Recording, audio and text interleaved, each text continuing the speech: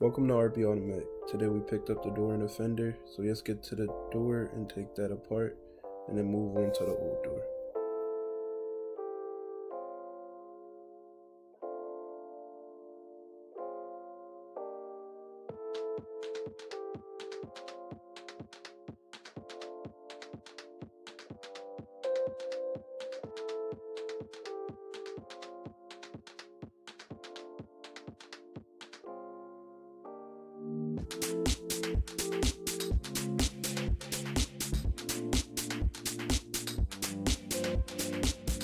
The door panel is pretty easy to take off. There's bolts on the outside, there's bolts under the door handle, and usually under the handle for your armrest.